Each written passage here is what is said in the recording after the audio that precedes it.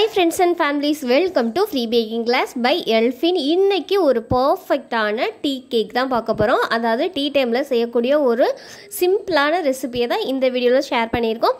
நீங்கள் ஃப்ரீயாகவே பேக்கிங் கற்றுக்கணுமா இல்லை பேக்கிங் கற்றுக்க ஆவலேருந்து பக்கத்தில் கிளாஸஸ் இல்லையா, ஜஸ்ட் எங்கள் சேனலை சப்ஸ்கிரைப் பண்ணி ஃப்ரீ பேக்கிங் கிளாஸில் ஜாயின் பண்ணிக்கோங்க. இது முற்றிலும் இலவசமாக வழங்கக்கூடிய ஒரு கேக் பயிற்சி வகுப்பு. இதுக்கு எந்த ஒரு ஃபீஸும் கட்ட தேவையில்லை, எந்த ஒரு எஜுகேஷன் குவாலிஃபிகேஷனும் தேவையில்லை. ஜஸ்ட் சேனலை சப்ஸ்கிரைப் பண்ணி ஃப்ரீ பேக்கிங் கிளாஸில் ஜாயின் பண்ணிக்கோங்க. ஆல்ரெடி 73 கிளாஸஸ் வந்து அப்லோட் பண்ணியிருக்கோம். தேவைப்படுறவங்க அந்த கிளாஸஸை சேனல் லோகோவை கிளிக் பண்ணிங்கன்னா கீழே ஸ்க்ரோல் பண்ணிங்கன்னா நிறைய வீடியோஸ் வரும். அதை வந்து நீங்கள் பார்த்து ஈஸியாக பேக்கிங் கற்றுக்கலாம். சேனல் உங்களுக்கு பிடிச்சிருந்துச்சுன்னா லைக் பண்ணுங்கள், ஷேர் பண்ணுங்கள், கமெண்ட் பண்ணுங்கள், சப்ஸ்கிரைப் பண்ணுங்கள். பக்கத்தில் இருக்க பெல் ஐக்கானை கிளிக் பண்ணி ஃப்ரீ பேக்கிங் கிளாஸில் ஜாயின் பண்ணிக்கோங்க. வாங்க வீடியோக்குள்ளே போகலாம். ஃபஸ்ட்டு ஒரு ஈரமில்லாத பவுல் எடுத்துக்கோங்க. இதில் வந்து ரூம் டெம்பரேச்சரில் இருக்க முட்டை வந்து 3 முட்டை எடுத்திருக்கேன். கண்டிப்பாக முட்டை ரூம் டெம்பரேச்சரில் தான் இருக்கணும். ஃப்ரிட்ஜிலேருந்து எடுத்து பயன்படுத்துகிறீங்கன்னா கண்டிப்பாக ஒரு 3 மணி நேரத்துக்கு முன்னாடி வெளியில் எடுத்து வச்சு கூலிங் டெம்பரேச்சர் போனதுக்கப்புறம் பயன்படுத்துங்க. பெஸ்ட்டு ரிசல்ட் தரும்.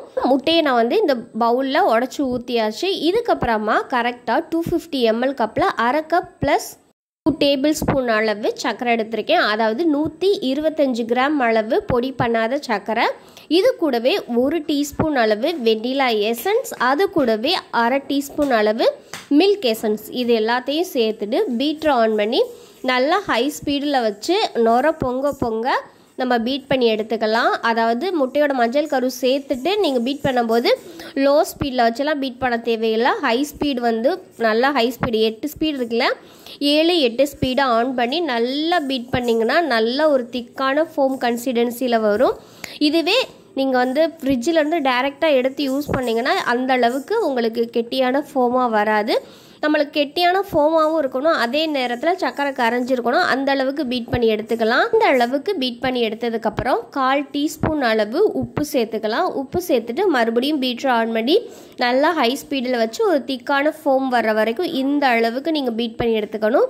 பாருங்கள், ஒரு விப்பிங் க்ரீம் வந்து ஓரளவுக்கு மெல்ட் ஆகி எந்த பக்குவத்தில் இருக்குமோ அதே ஸ்டேஜில் இருக்குது. அந்த மாதிரி தான் இருக்கணும். பாருங்கள், இந்த மாதிரி திக்னஸில் இருக்கணும்.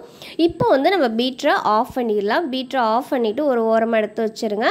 இப்போ இதில் வந்து ட்ரை இன்க்ரீடியன்ட்ஸ் சேர்க்கணும். இதை வந்து ஒரு ஓரமாக வச்சுட்டு ஒரு ஈரமில்லாத பவுலில் 250 ml கப்பில் 1 கப் அளவு மைதா, 120 கிராம் அளவு மைதா எடுத்திருக்கேன். இது கூடவே 1 டீஸ்பூன் அளவு பேக்கிங் பவுடர் சேர்த்துருக்கேன். இந்த பேக்கிங் பவுடர் சேர்த்துட்டு ரெண்டையும் மிக்ஸ் பண்ணிவிட்டு பண்ணி வச்சுருக்க பேட்டரில் வந்து சளிச்சு எடுத்துக்கலாம். சளிச்சு எடுக்கும்போது உங்களுக்கு பேக்கிங் பவுடர் வந்து எல்லா இடத்துலையும் ஸ்ப்ரெட் ஆகி ஒரு பர்ஃபெக்டான பேட்டராக வந்து கேக் வந்து ஈவனாக ரைஸ் ஆகி கிடைக்கும். ஸோ வந்து இதை சளிச்சு எடுத்துக்கலாம். ஒரு விஸ்க்கு பயன்படுத்தி இந்த மாதிரி கட் அண்ட் ஃபோல்ட் மெத்தடில் உதறி மிக்ஸ் பண்ணிங்கன்னா ஒரு கம்ப்ளீட்டான கட்டிகள் எதுவும் இல்லாத அளவுக்கு ஒரு ஸ்மூத்தான பேட்டராக வந்து நம்மளுக்கு ரெடியாகி கிடைக்கும். நல்லா கவனமாக யோசிச்சுக்கோங்க. நீங்கள் மிக்ஸ் பண்ணுறதுல தான் அந்த கேக்கோட சாஃப்ட்னஸ்ஸே இருக்குது. ரொம்ப பிடிச்சி இடிச்சுலாம் கிண்டாமல் ஓரளவுக்கு மெதுவாகவே கலந்து எடுத்துக்கோங்க. கலந்து எடுத்ததுக்கப்புறம் 250 ml கப்பில் அரை கப் அளவு ஆயில் எடுத்திருக்கேன். அதாவது வாசனை இல்லாத எண்ணெய். நான் வந்து கோல்டு வின்னர் தான் எடுத்திருக்கேன். இந்த எண்ணெயை இதில் சேர்த்ததுக்கப்புறம் மறுபடியும் கட் அண்ட் ஃபோல்ட் மெத்தடில் நல்லா எல்லா இடத்துலையும் அந்த எண்ணெய் ஸ்ப்ரெட் ஆகிற அளவுக்கு கலந்து எடுத்துக்கலாம். இல்லை உங்களுக்கு கேக்கு இன்னும் ரிச்சாக இன்னும் வந்து டேஸ்டியாக வேணும் அப்படின்னு நீங்கள் நினச்சிங்கன்னா உருக்குன பட்டரை, அதாவது சூடு ஆறுனதுக்கப்புறம் கரெக்டாக 250 ml கப்பில் அரை கப் அளவு எடுத்து சேர்த்திங்கன்னா இந்த கேக் வந்து இன்னும் அல்ட்ரா ரிச்சாக இருக்கும். ஸோ வந்து தேவைன்னா நீங்கள் பயன்படுத்திக்கலாம். மாதிரி நம்ம கலந்து எடுத்ததுக்கப்புறம் நான் வந்து ஒரு ஸ்பேச்சுலால எடுத்து காமிக்கிறேன். நம்மளுடைய பேட்டர் வந்து எந்த கன்சிஸ்டன்சியில் இருக்குன்னு இந்த மாதிரி தான் இருக்கணும். இப்போ வந்து நான் ஒரு பிரெட், அதாவது ஸ்மால் பிரெட் வந்து பேக் பண்ணலாம், அந்த டின் எடுத்திருக்கேன். 18 சென்டிமீட்டர் அளவு நீளமும் 6 சென்டிமீட்டர் உயரமும் சென்டிமீட்டர் அகலமும் இருக்கிற இந்த டின்னை தான் நான் எடுத்திருக்கேன். இதில் வந்து எவ்வளவுக்கு கரெக்டாக இருக்கோ அந்த அளவுக்கு பட்டர் பேப்பர் வந்து நம்ம கட் பண்ணி எடுத்துக்கலாம். அப்போ தான் டீமோல்ட் பண்ணுறதுக்கு உங்களுக்கு கரெக்டாக இருக்கும். ரெடி பண்ணி வச்சுருக்க பேட்டரை வந்து இந்த டின்னில் வந்து சேர்த்துடலாம். சேர்த்துட்டு லைட்டாக நல்லா டேப் பண்ணி எடுத்துக்கோங்க. அதில் ஏதாவது ஏர் பபிள்ஸ் இருந்துச்சுன்னா அது வந்து ரிமூவ் ஆயிரும். 180 டிகிரியில் 10 நிமிஷம் top and bottom rod on பண்ணி ப்ரீஹீட் பண்ண ஓடிஜியில் இந்த பேட்டரை வச்சுட்டு க்ளோஸ் பண்ணிடலாம். கரெக்டாக 30 நிமிஷம் டைமரை ஆன் பண்ணிவிட்டு டாப் அண்ட் பாட்டம் ராட் செக்ஷனை ஆன் பண்ணிவிட்டு 180 டிகிரியில் பேக் பண்ணி எடுத்துக்கோங்க. நீங்கள் குக்கரில் பேக் பண்ணுறீங்கன்னா 30 நிமிஷத்துக்கு சிம்மில் வச்சு பேக் பண்ணிக்கோங்க. குக்கரில் எப்படி பேக் பண்ணுறது அப்படின்னு சொல்லிட்டு கிளாஸ் 2ல் அப்லோட் பண்ணியிருக்கேன்.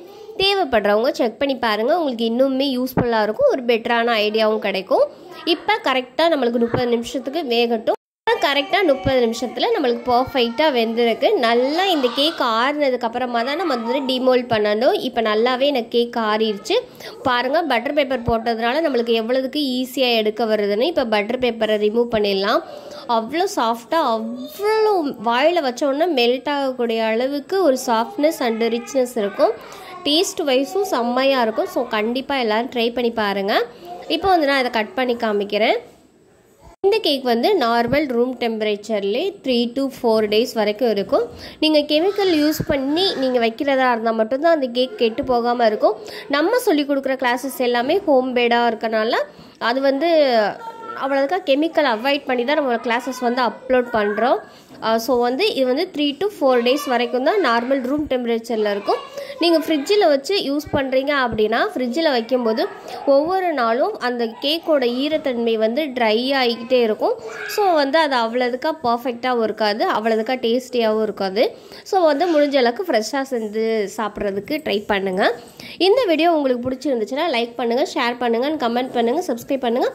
பக்கத்தில் இருக்க பெல் ஐக்கானை கிளிக் பண்ணி ஃப்ரீ பேக்கிங் கிளாஸில் ஜாயின் பண்ணிக்காங்க. இது முற்றிலும் இலவசமாக வழங்கக்கூடிய ஒரு கேக் பயிற்சி வகுப்பு.